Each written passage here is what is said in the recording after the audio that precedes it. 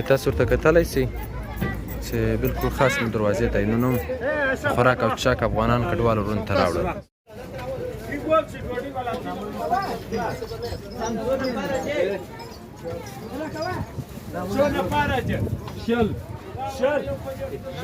د هره ګاډي تعداد معلومو څو کسان دي، لسو که شلو که دېرش هر څو کسان چې وړي دا سامانونه ورکوو. السلام علیکم، جوړ په خیر ګرانو کتونکو اورېدونکو. لکه څنګه چې تاسو ته ګورئ د نورو ورځو او شپو په شان نن هم خاص د چمن او سپین بولدک ترمنځ کومه دروازه ده تاسو ته کتلی سئ. دغه دروازې ته رالو کوم چا زموږ سره کوم مسافر دي که په پاکستان کې دننه دي که د بندې دي چې هر چا زموږ سره کومک یا مرسته کړې ده لپاره د افغانان کډوالو وروڼو وروره ستاسو مرسته مو تر افغانانو وروڼو پورې راورسوله. ستاسو د مرستې څخه یوه نړۍ مننه. الله پاک دې قبر په اوله شپه درولي. تاسو ته کتلی سئ په ویډیو کې چې دلته زموږ سره مشر کمانډر عبدالله منډول او د هر هم دلته زموږ سره شتون لري او نور دلته په درسونو خدمتګاران زموږ سره دلې شتون لري. دلته د افغان کډوالو وروڼو په خدمت کې حاضر یو. نو ستاسو څخه هم هیله او آرزو لرو چې دلته زموږ سره د کوم کډواله چې موږ مرسته راوړو که خوراک یې که څښاک شی او که میډیکل سامان یې زموږ سره کومک مرسته وکړي انشاءالله موږ به تر اړمنو کسانو پورې راوړو.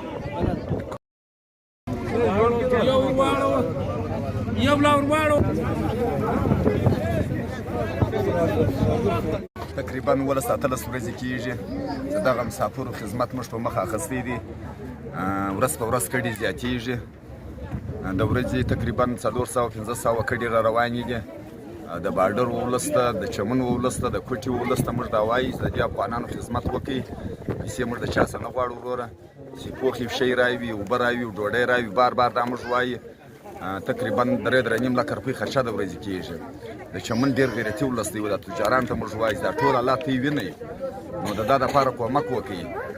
یو نیم موږ وینو ښه پیسې یې ویولې، اوس پر کورو ناست دي. د دغه مسافر راک چې هر چا خوړلی دي د هغو څه بیا ترې پوښتنه وکړي چې هغو څو نقصان کړی دی.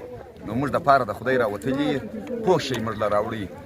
که اووم شی زموږ سره ځای شته په ګدام کې موږ ترتیب برابر کړی دی. د ورځې تقریبا 15-16 دیګه موږ راوړو ماښامو د غرمې دپاره. یوه ذره نه پاتېږي. په دا کې پوره تعاون وکړي، کومک وکړي. ډېره مننه کور وده. د هره ګاډي تعداد معلومو څو کسان دي، لسو که شلو که دېرش هر څو کسان چې اوس د هغه په برابر باندې اوبه، ډوډۍ، دا سامانونه ورکوو.